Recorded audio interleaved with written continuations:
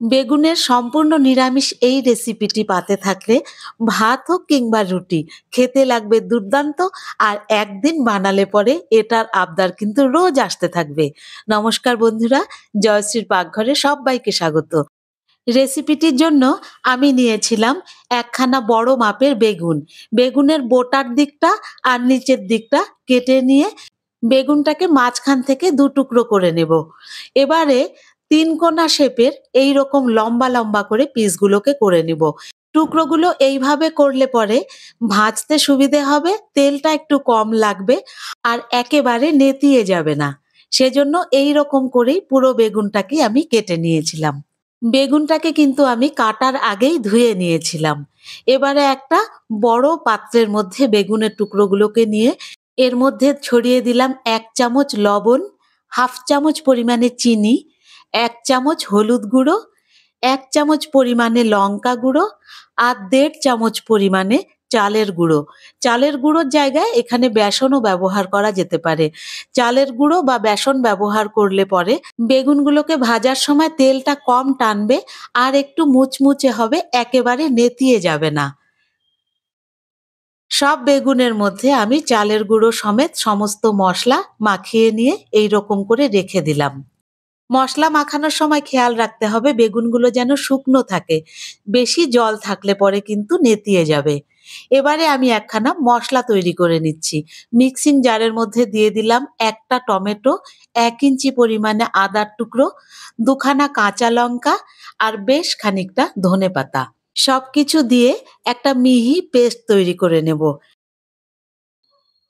অন্যদিকে গ্যাসের উপরে বসিয়ে দিয়েছি কড়াই আর এর মধ্যে দিয়ে দিচ্ছি পরিমাণ মতো তেল। ভাজার জন্য আমি সাদা তেলটাই ব্যবহার করলাম। তেলটা ভালো মতো গরম হয়ে গেলে ৪-৫ টুকরো করে বেগুন একবারে ভেজে তুলে নেব। এইভাবে চালের গুঁড়ো দেওয়ার কারণে তেলটা কিন্তু বেগুন পুরোটা টেনে নেয়নি, অল্প তেলেই ভাজাটা হয়ে গেছিল। আর বেগুনগুলো একেবারে শেপটা নষ্ট হয়ে যায়নি, মানে এক্কেবারে নরম হয়ে যায়নি, বেশ শক্ত শক্তই ছিল। এই সময়ে মনে করিয়ে দেই, রেসিপিটি যদি ভালো লাগে একটা লাইক করে দেবেন আর চ্যানেলটি সাবস্ক্রাইব করে আমার পাশে থাকবার অনুরোধ রইল। ভাজার পরে দেখতেই পাচ্ছেন বেগুনগুলোর শেপ কিন্তু একদম নষ্ট হয়নি, বেশ মুচমুচে রয়ে গেছে। বাকি বেগুনগুলো আমি এই তেলের মধ্যেই ভেজে তুলে নিচ্ছি। বেগুনটা ভাজা হয়ে গেলে কড়াইয়ের মধ্যে দিয়ে দিয়েছি সর্ষের তেল। এখানে ৩ থেকে ৪ চামচ সর্ষের তেল রয়েছে। তেলটা ভালো করে গরম হয়ে গেলে ফোড়নে দিয়ে দিচ্ছি ১ চামচ গোটা জিরে, ২ খানা শুকনো লঙ্কা আর হাফ চামচেরও কম হিং। হিংটা দিলে পরে যেকোনো নিরামিষ রেসিপি কিন্তু দুর্দান্ত লাগে। আর বেগুনের এই রেসিপিতে তো হিং দারুণ লাগে খেতে।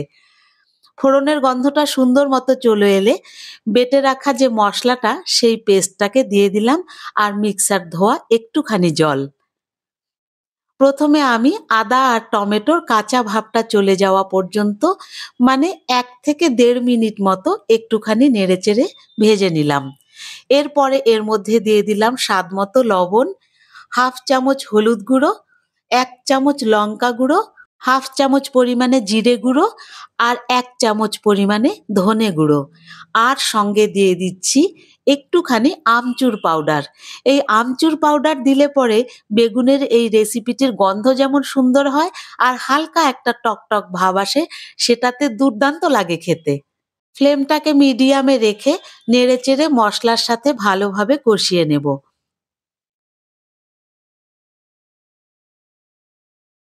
২ থেকে ৩ মিনিট কষিয়ে নেবার পরে মশলাগুলো থেকে কিন্তু একটু একটু তেল ছেড়েছে। এই সময়ে গ্যাসের ফ্লেমটাকে একদম লো করে দিয়ে দিয়ে দিলাম ৩-৪ চামচ ফেটিয়ে নেওয়া টক দই আর বাটি ধোয়া অল্প একটু জল। আর দিয়ে দিচ্ছি হাফ চামচ পরিমাণে চিনি। যেহেতু টক দই, আমচুর পাউডার আর টমেটো পড়েছে, সেজন্য স্বাদটাকে ব্যালেন্স করবার জন্য একটু চিনি কিন্তু এই রান্নায় দিতেই হবে।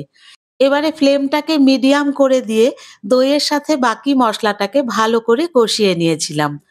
মশলা থেকে দেখুন একদম তেল ছেড়ে এসেছে আর মশলা কিন্তু এক জায়গায় হয়ে গেছে। এখন এর মধ্যে আমি দিয়ে দিচ্ছি ১ কাপ পরিমাণে গরম জল। জলটা কিন্তু অবশ্যই গরম জল দিতে হবে। জলের সাথে এবার মশলাটাকে ভালো করে মিশিয়ে নিয়ে ভালো করে ফুটতে দেব। ফুটে উঠলে দিয়ে দিচ্ছি 1/2 চামচ পরিমাণে গরম মসলা গুঁড়ো। তারপরে দিয়ে দেব বেগুনের টুকরোগুলো। বেগুনের টুকরোগুলো দেওয়া হয়ে গেলে খুব বেশি নাড়াচাড়া করব না, তাহলে কিন্তু বেগুনগুলো একদম ভেঙে ভেঙে যেতে পারে। 2 থেকে 3 মিনিট হালকা হাতে নেড়েচেড়ে বেগুনগুলোকে এই গ্রেভির সাথে ফুটতে দেব। 2-3 মিনিট জাল দেওয়ার পরে গ্রেভিটা কিন্তু বেশ ঘন হয়ে এসেছে। এখন আমি এর মধ্যে ওপর থেকে ছড়িয়ে দেব একটুখানি ধনেপাতা কুচি। গ্যাসের ফ্লেমটা অফ করে দিয়ে মিনিট 5 পরে প্লেটে নামিয়ে নেব। বেগুনের এই রেসিপিটি কিন্তু গরম ভাত বা রুটির সাথে খেতে অসাধারণ লাগে। রেসিপিটি কেমন লাগলো কমেন্ট বক্সে অবশ্যই জানাবেন। আর ভালো লাগলে একটা লাইক করে দেবেন। ফিরে আসবো অন্য একটি রেসিপি নিয়ে। ততক্ষণ টাটা।